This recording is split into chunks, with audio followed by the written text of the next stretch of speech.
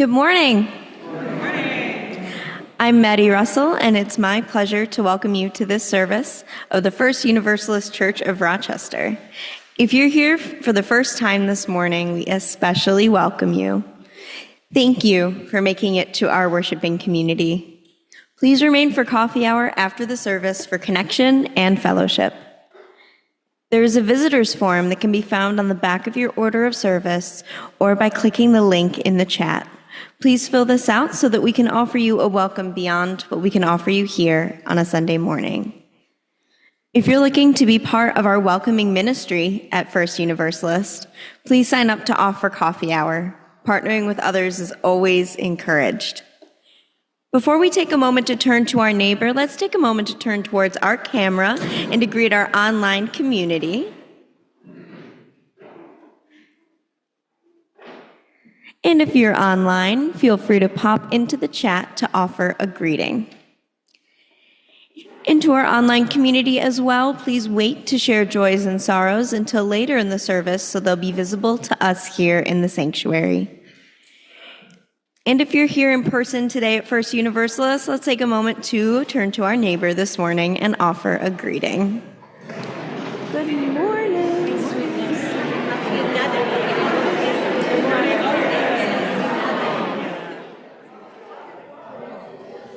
Oh, we give thanks for this precious day, for all gathered here and those far away, for this time we share with love and care. Oh, we give thanks for this precious day. Let's keep standing, keep singing. Oh, we give thanks for this precious day, for all gathered here and those far away, for this time we share with love and care. Oh, we give thanks for this precious day. Two more times. Oh, we give thanks for this precious day, for all gathered here and those far away, for this time we share with love and care. Oh, we give thanks for this precious day. Oh,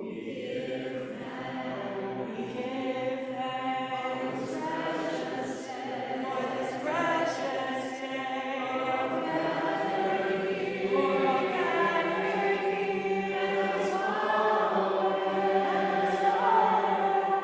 for this time we share, for this time we share with love and care, with love and care. We give thanks for this precious day. Please be seated.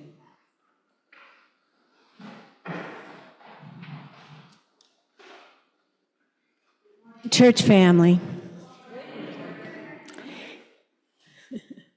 each day is part of my personal program of recovery. I acknowledge and give thanks for what I am grateful for in my life. There are many things, and this practice reminds me to try and stay in the place where love will be the answer. But if I had one wish, it would be to be able to give enough love to our world to be able to end the incredible amount of suffering that vast numbers of people in the world have to endure. That I can be grateful for so much is never lost on me. By coming to First Universalist and by being with all of you in our spiritual home, the place where we acknowledge each week the suffering that is happening in our world. I feel like I'm doing something by living a life focused on love and kindness. The loving energy that is here in this sanctuary is what I depend on to keep centered, to help ease suffering wherever and whenever I can. So come, let us be loving together, let us be kind together, and let us worship together. As Marty Muggleton comes forward to light our chalice at First Universalist, and you light a chalice in your own homes, please join in our chalice lighting words spoken in unison.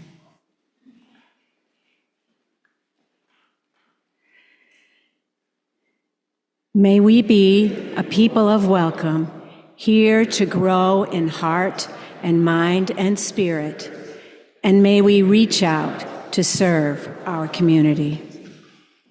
Please rise in body or in spirit for our affirmation of faith, followed by our song offering. Love is the doctrine of this church. The quest for truth is its sacrament, and service is its prayer.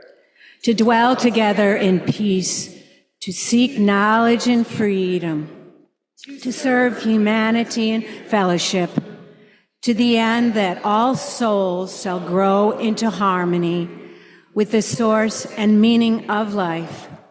Thus do we covenant with each other and with all. What we need is here.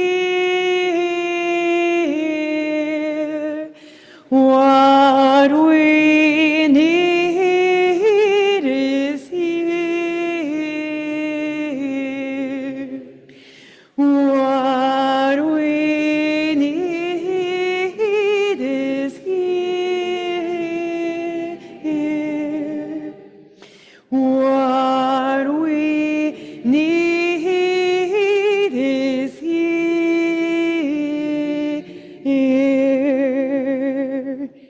Please be seated.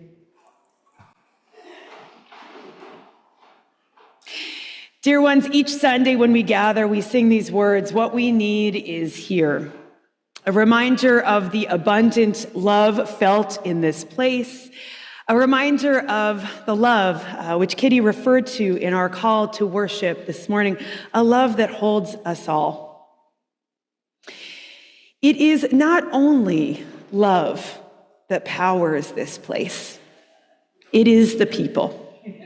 It is you. It is me. It is us. This morning's offering is a special one. And so I am here to ask you this morning to give. Each year around this same time, we offer a holiday bonus to our staff. I am here to tell you, as someone who is here week in and week out, that our staff work hard.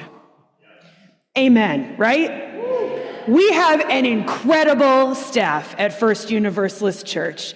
People who have stuck around and been here through thick and thin.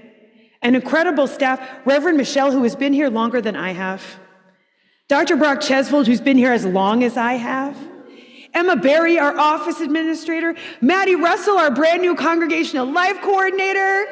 We've got Marissa, who's our fantastic financial administrator, who we don't really see that often, but who is behind a computer making sure the money works. We've got Albert, who is here consistently, making sure our building is safe. Carol and Lily taking care of our children. Oliver, who is not here because he is in Santa Cruz with his family right now, but who is here week in and week out, playing with the microphones, making sure the slides work. It's incredible what we are able to accomplish here at First Universalist, and so much of it is because of our fantastic and fabulous staff. I'm here this morning to tell you that nobody does work at a church solely for the money. Shocking, right? Dick Gilbert's in the front like, what? It's not why we do this work. We do this work because it is highly rewarding, because we are people of spirit, because we are people who care about people, because we are grateful to have jobs that are justice aligned and grateful to have jobs that are here serving our community. And it is always nice to give our staff just a little extra treat around this time of year. So please be generous this morning as you give. We'll be taking up this collection this Sunday and really hoping to have all of our funds in by next week so that we can offer our staff checks in a timely manner. So if you are joining us online, please click the link in the chat and give. And if you are here in person, you can offer an offering in the basket, or you can also scan the QR code in your order of service to be able to also give. We ask that you give generously from this abundant place of love, recognizing what we need is here. Thank you. Thank you for your generosity this morning.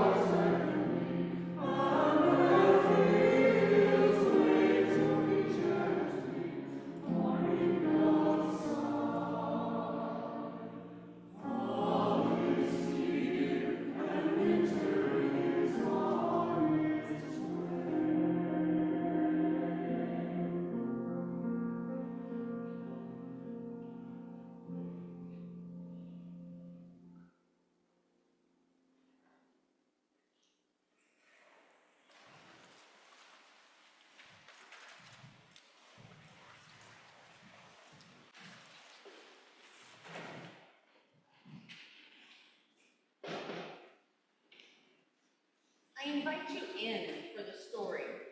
If there are children up in childcare today or at home, I invite you to come closer to the screen to hear the story. This story today, Hiawatha and the Peacemaker by Robbie Robertson, illustrated by David Shannon, cut down by at least half by me. I don't know if you know this, but Hiawatha and the Peacemaker are thought to have lived in North America in the 14th century, before Europeans traveled here.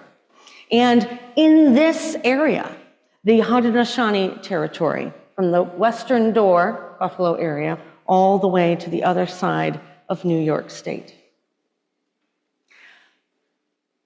A fierce scream echoed through the woods. Everything I had ever known had been burned to the ground. My wife and 3 daughters had been killed by the evil chief Tododaho and his warriors. Consumed by anger, hunger, and sleeplessness, I could think only of revenge. One morning, a man paddled toward me in a white canoe.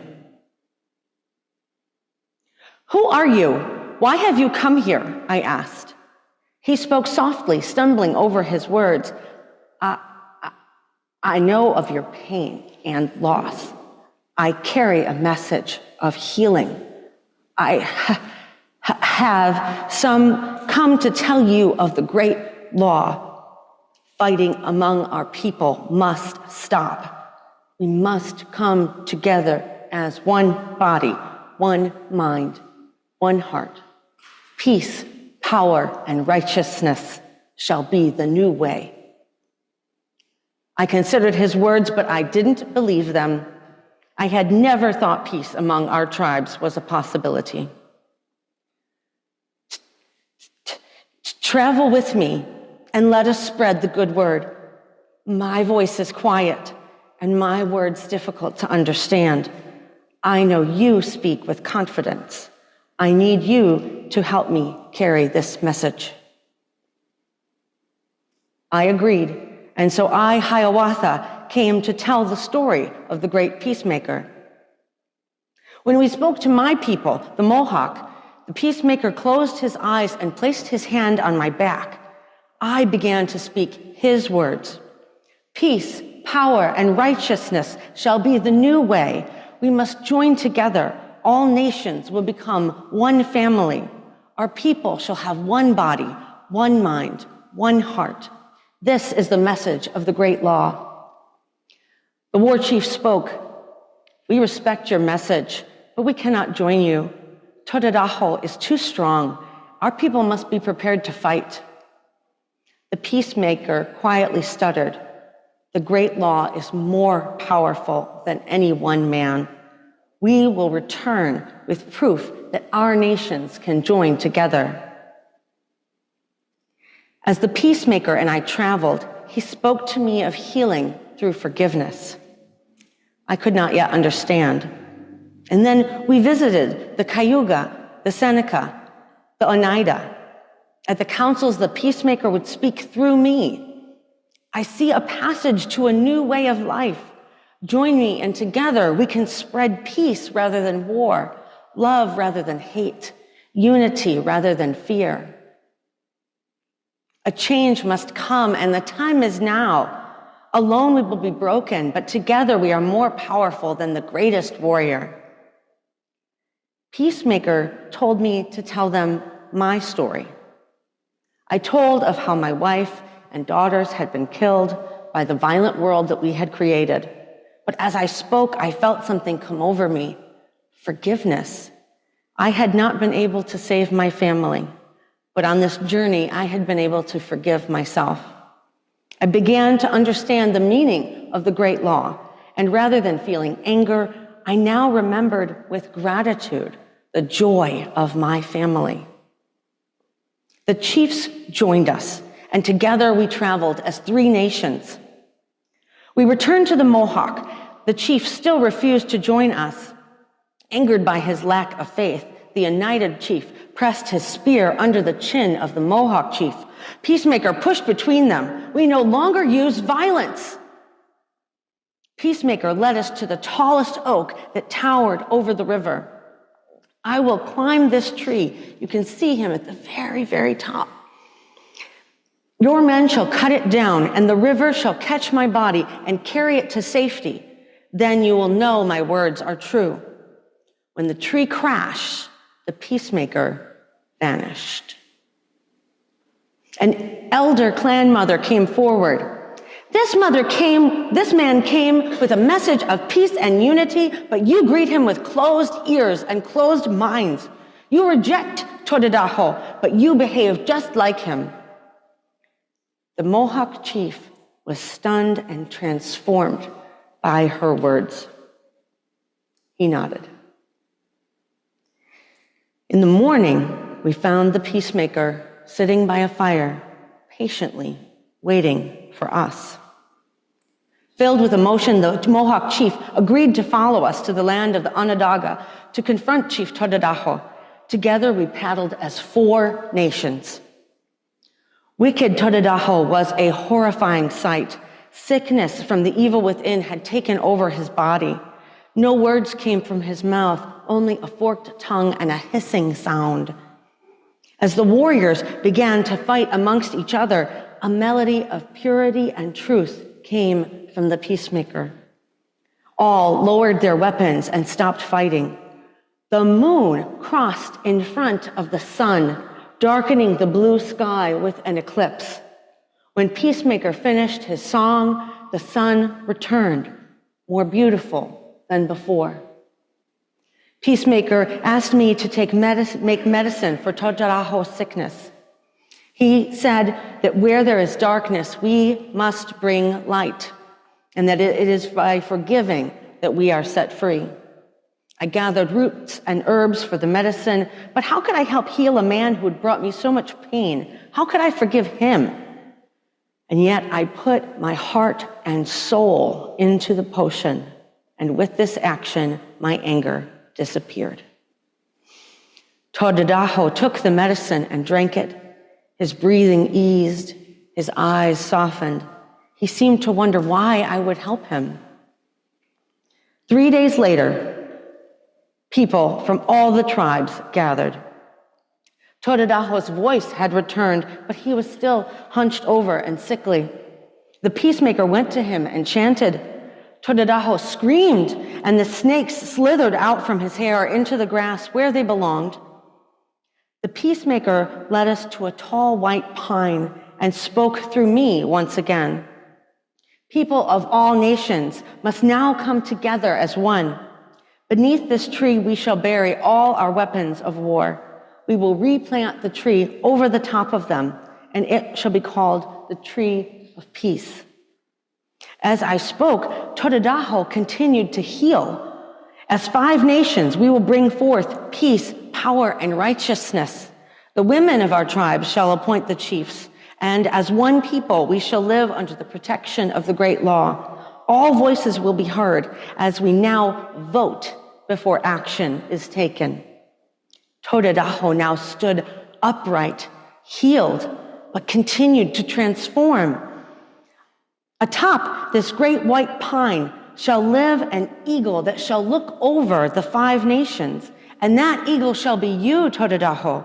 You will be the great keeper of the peace and protector of the people. People began to stomp and clap and chant and drum until the rhythm soared through the pines. I looked and Todaraho was gone. A beautiful scream echoed through the woods. And as 5 nations, we looked up to see an eagle perched atop the tree of peace. Thank you. Please join us in singing our doxology.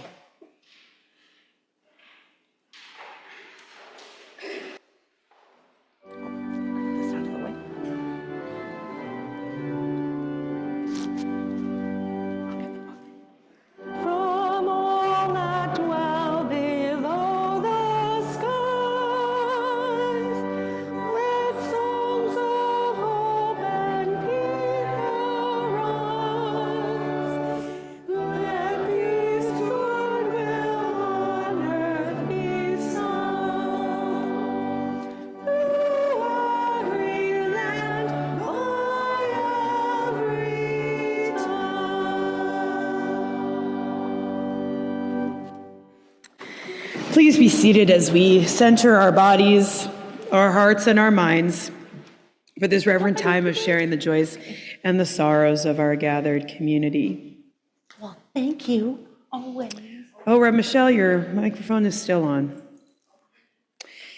If you would like to, you can place a hand over your heart to be able to listen from a heart-centered, heart-connected place from wherever you are. As Kitty places stones into the bowl, I will read aloud the joys and the sorrows of our gathered community. And if you're joining online, please do share your joys and sorrows in the chat, and we will share them out loud here. Dear ones, this morning we share a joy from Grant Fish, maybe a joy for all of us, in 3 weeks more daylight.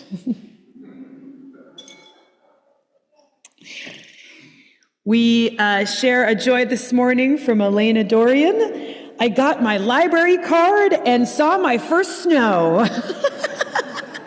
Welcome to Western New York, Elena. I'm really glad you're here. I hope it continues to be a joy. A joy this morning for Rachel to have had family visiting for the holiday. Oh, parting last night was such sweet sorrow. Holding space for all of us in the joys and the sorrows of this season, both in being together and in the goodbyes. We share a concern this morning for Janice Mary, who attended our Union Thanksgiving service this past week. And, a lady told her that Jesus is the only answer for her. And so holding, what was maybe well-intentioned, but a dismissal of multiple faiths. And sorry that happened to you, Janice Mary.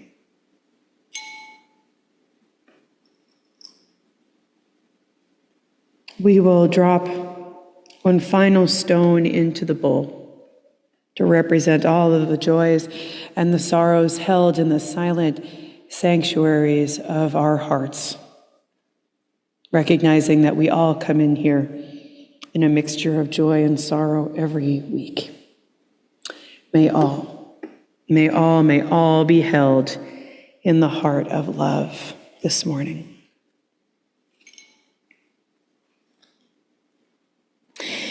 As we do each Sunday, we acknowledge that we are a church that is worshiping in a time of war and conflict. We acknowledge the wars and the conflicts that are happening in Israel, Palestine, Lebanon, Ukraine, the Congo, and Sudan. And we acknowledge that there are likely more wars and conflicts happening that we are not even aware of.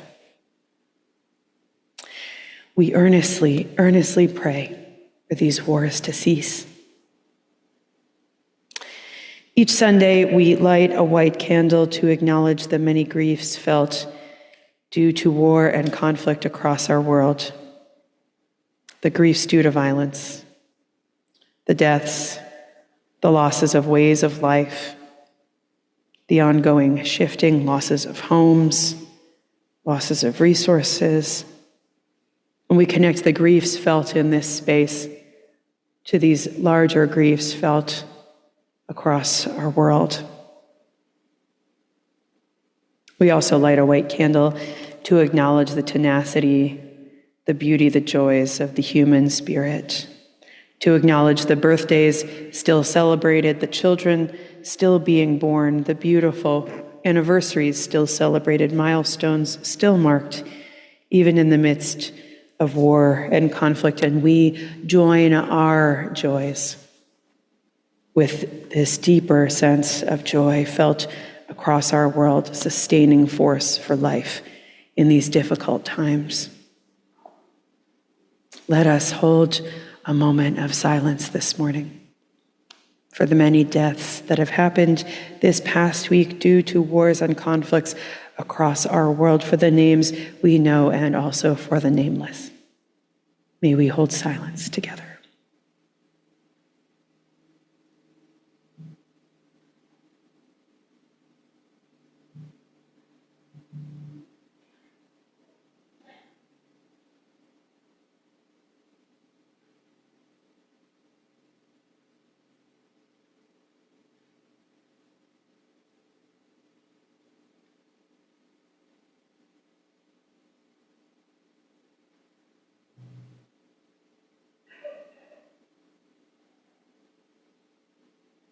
Amen. Blessed be, and may it be so. May we keep remembering and honoring. I want to invite us into a moment of a gratitude prayer. And so please take a moment to just allow your shoulders to roll down, to take your hands off of the keyboard if you are joining us online, to allow your weight to be held in your seat to take a deep breath in and out. And another to center and settle in and out.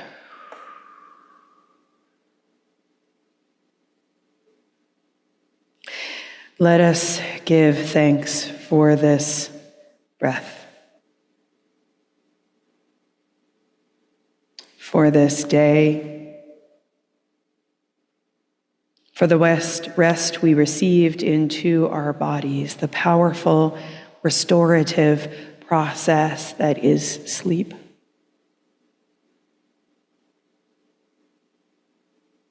Let us give thanks for the sun rising, for a new day beginning, for all that happened yesterday, and for the gift of beginning again.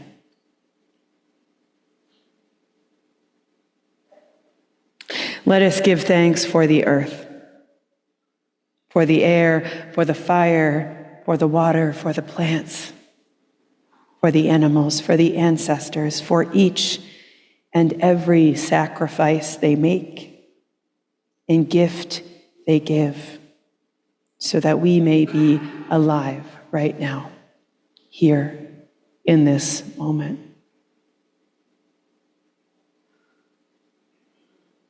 Let us give thanks for this community, for the many people we love within and beyond these walls, for the love we have been surrounded by in the days leading up to this one, for the divine within ourselves that is contained in all of creation. Let us give thanks. Thank you. Thank you. Thank you. Thank you.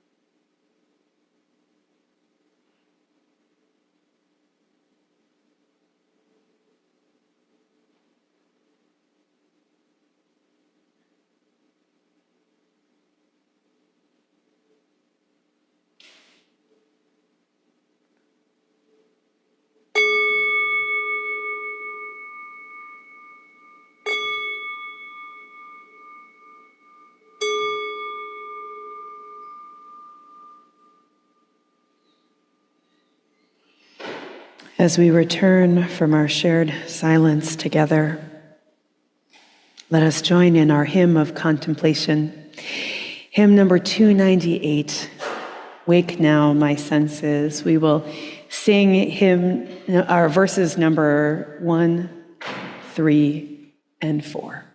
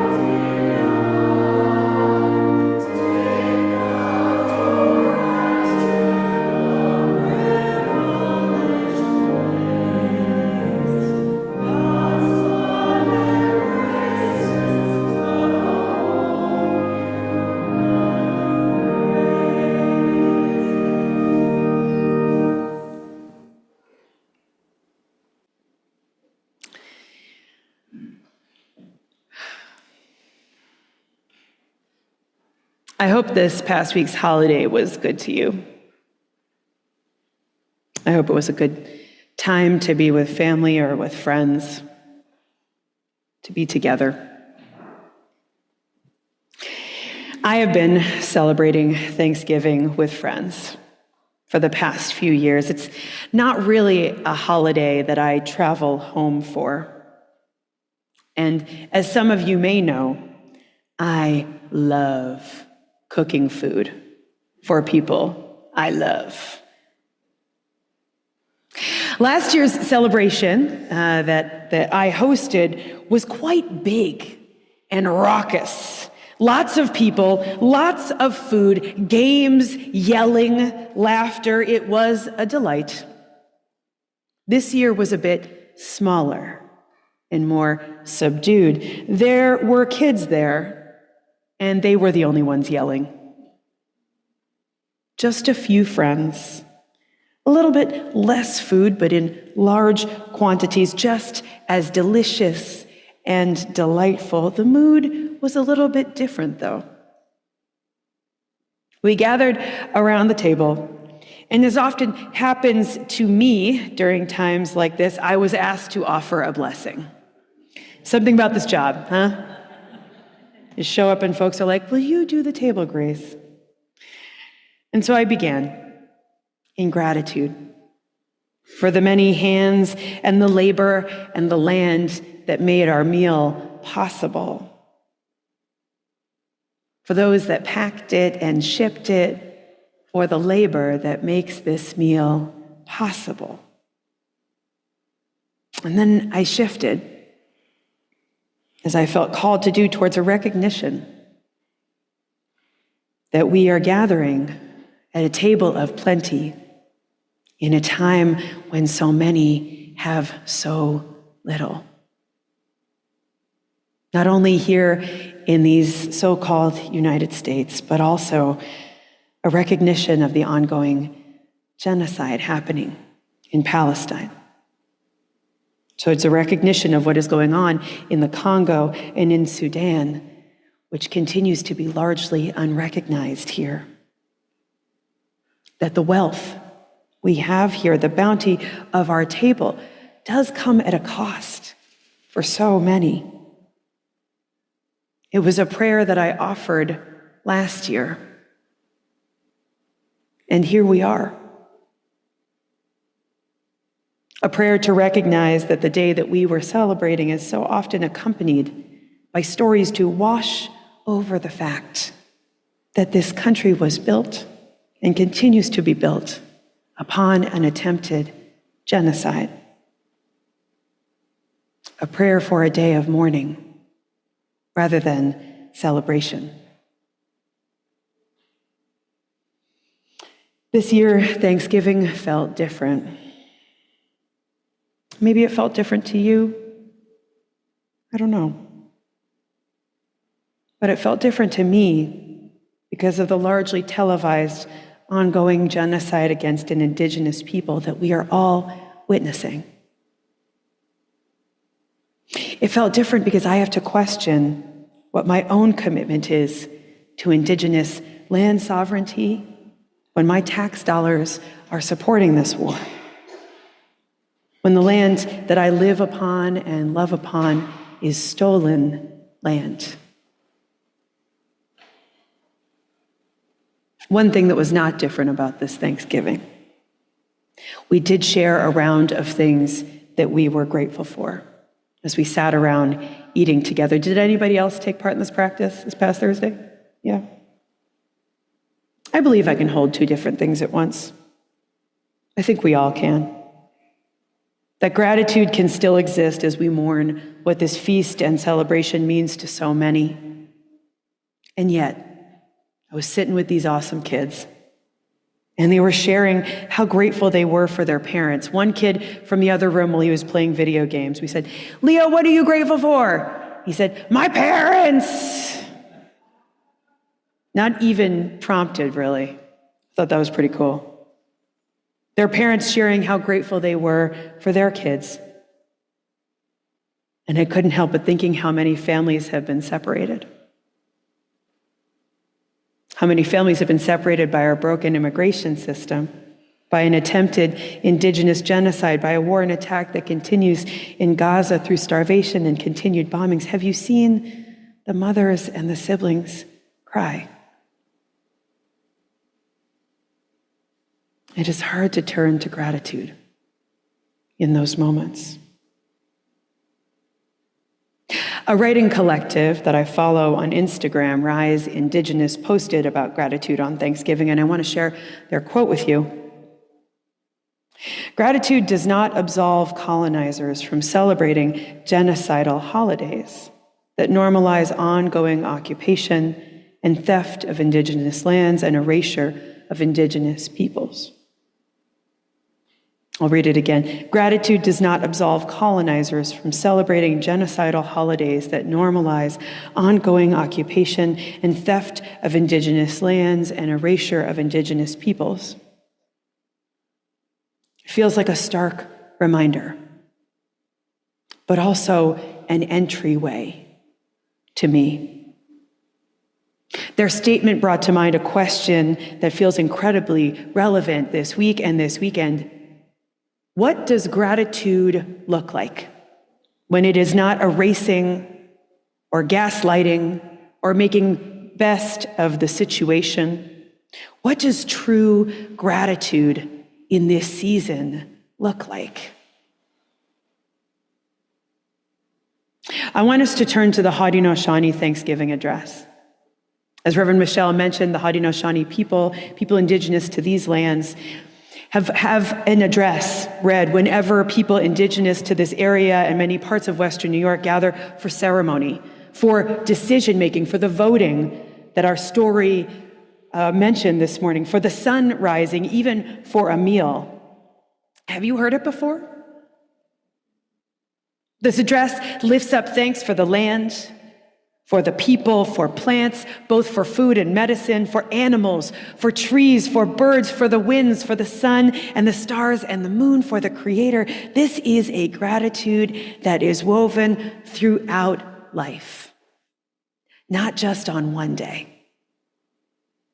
It is a gratitude for what sustains our lives, for what and who we are in relationship with. Now our minds and hearts are one.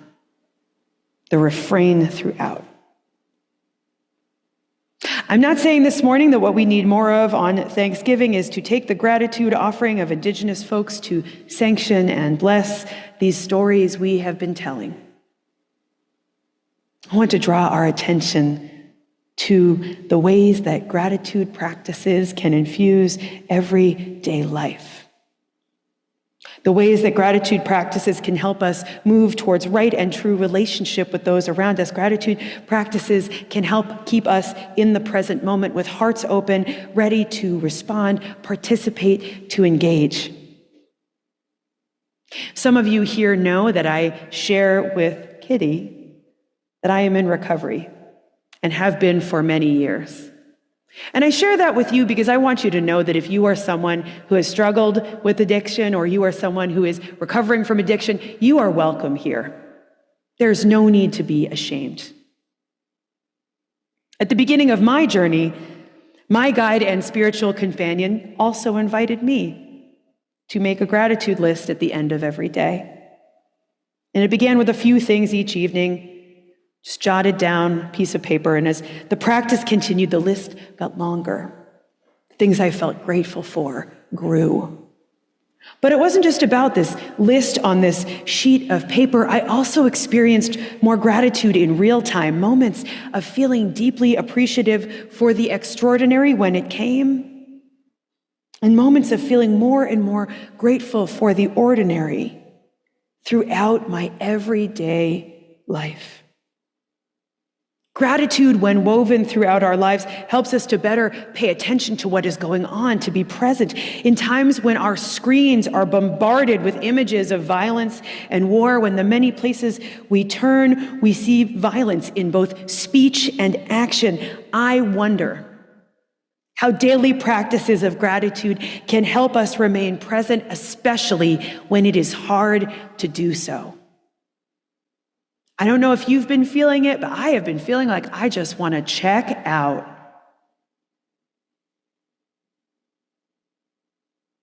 And I think gratitude invites us to remain in, to remain present to the colonizing processes we are witnessing that are ongoing all around us,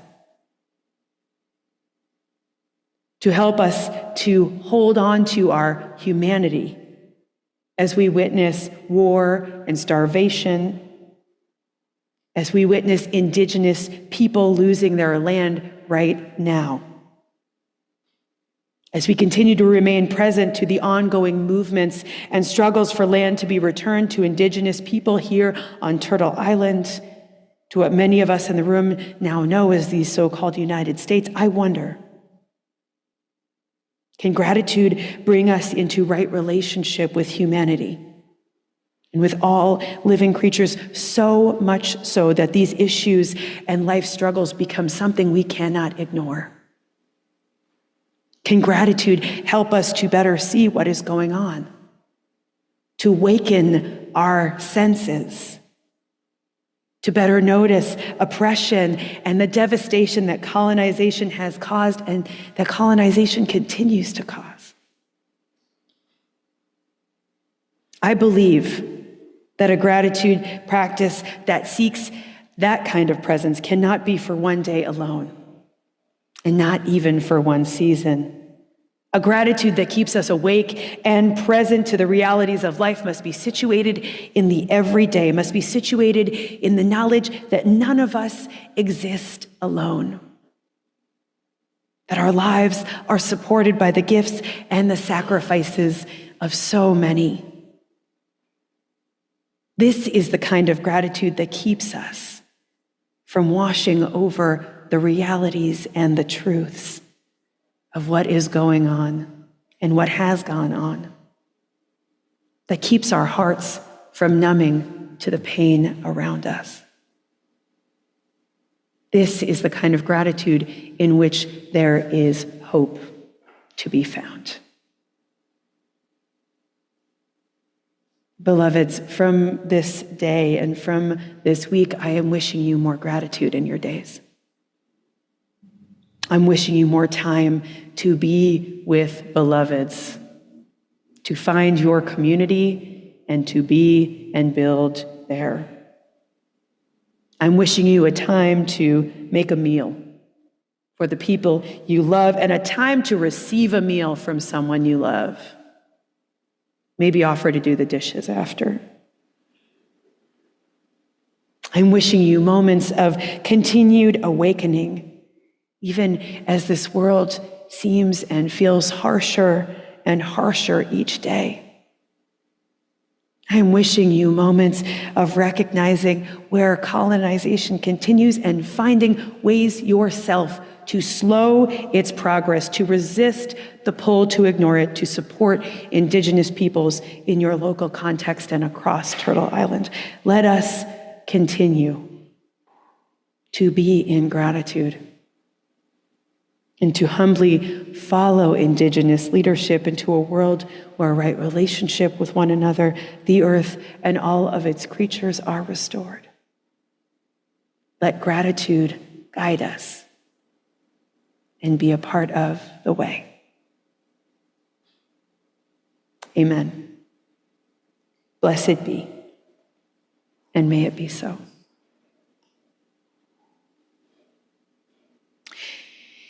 As we continue to sing in gratitude, it's not often that we get to be in the same room with the folks who wrote our closing hymn. But I'm here to tell you that our closing hymn, number 322, Thanks Be for These, was written by Dick and Joyce Gilbert, who are sitting right here.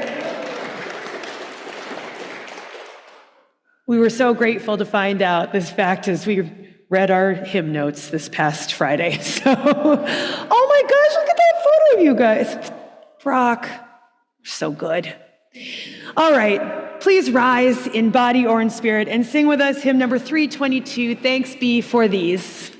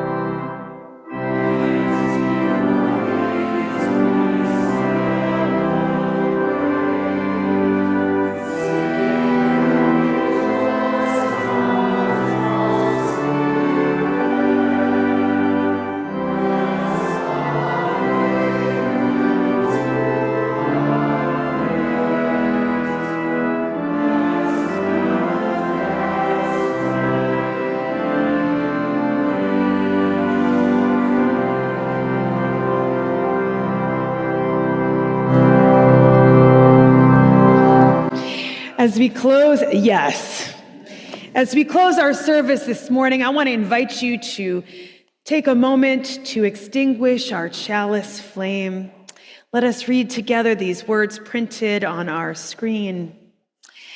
We extinguish this flame, but we keep its light in our hearts with its message of love and justice, taking it outside these walls to the world we live in until we are together again. In gratitude, let us place a hand over our hearts. If you're joining us online, please turn your settings to gallery view, turn on your camera so we can see you and you can see us here.